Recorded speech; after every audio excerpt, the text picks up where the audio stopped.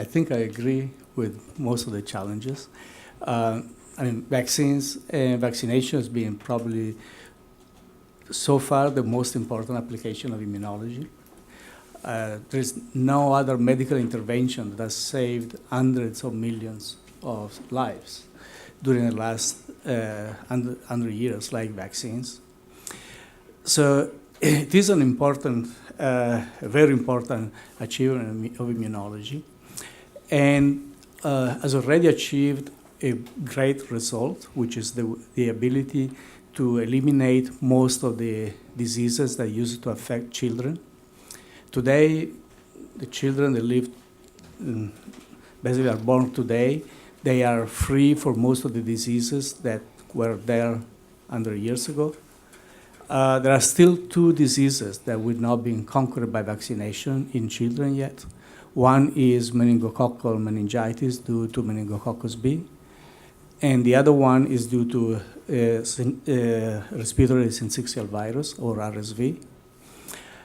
And there are good news for both of them. The meningococcus B has been just approved in Europe in February this year, and will be available by the end of the year. So with this vaccine, we should be able to conquer entirely meningococcal meningitis. So it will be another chapter of medicine that will be closed because meningococcal meningitis will be conquered. For respiratory syncytial virus, our team, other teams, are making great progress, and I predict that in 10 years we're going to have a vaccine for respiratory syncytial virus. Once we have that, basically we will have conquered all the important diseases of children. Then the question is, what do we do with vaccines next, once all the diseases of children have been conquered? And to do that, we need to do two things. One is to look at the technologies that we have. The technologies of immunology today are so powerful, and they are coming every day more and more powerful, that I think will make new breakthroughs, and we'll be able to use vaccines not only for children or adolescents that have been doing so far, but basically to use vaccinology and vaccines to keep people healthy also when they are in the elderly population. You know, the new society is an aging society, and most of our health budgets go to the elderly population. If we can use vaccines to keep people healthier for 10 years or longer, to postpone the advent of cancer by vaccination, and to do other things, I think will be a huge benefit to future generations or to our society. The other target that vaccines will have will be pregnant women, and that's already happening. So basically vaccines are getting out of the children because that job is almost done, and we'll start to look at all the other age groups. So vaccination will have more and more important relevance for future society. There will be challenges, which are the ones that Rolf Zinkernagel was basically saying that will be difficult or impossible. He was mentioning HIV. HIV, basically, yes.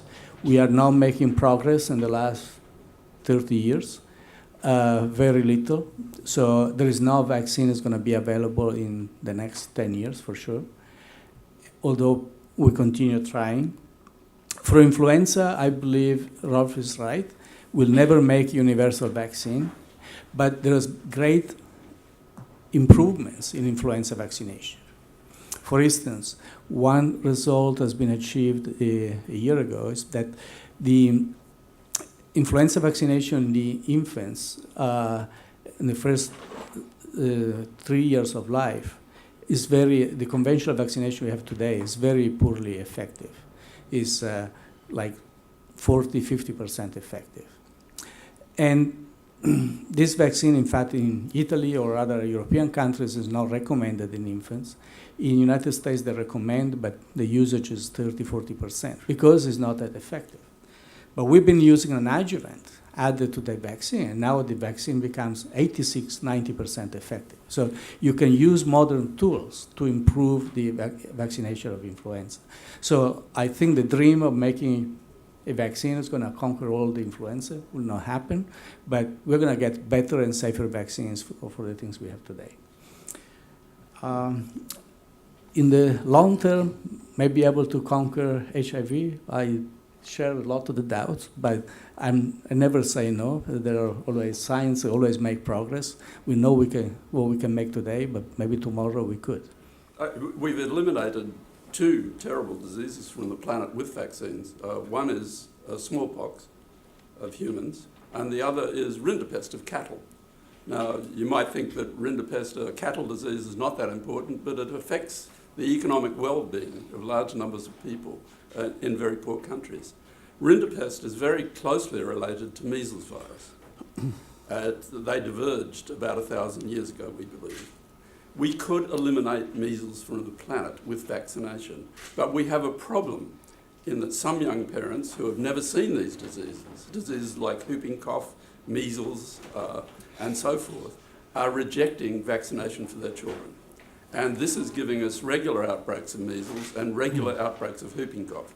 So the task of immunologists and public health professionals is not only to develop new products, it's to somehow connect better with the broader community about the value of vaccination.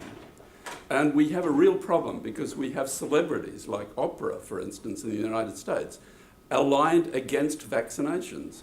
I mean, celebrities are not noted, actually, for their intellectual acuity. They speak out on issues about which they know nothing. And, of course, our celebrity culture will have 2 celebrities who know nothing discussing it from different points of view. We need to move on and do a better job in this communication area. With HIV, the progress in science is considerable, and we may develop molecular mechanisms for actually blocking HIV, not vaccines. We may use a completely different strategy. With influenza, part of our program is we are trying to make a cross-reactive influenza vaccine.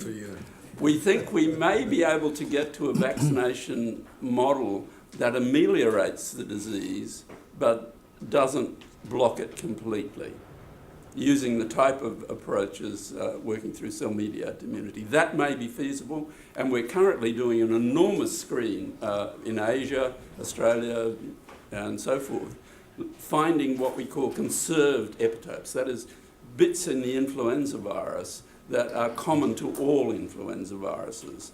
And we may be able to exploit that mechanism to get a vaccine that would give a milder infection. The problem with that would be, though, whether any manufacturer would want to make such a vaccine.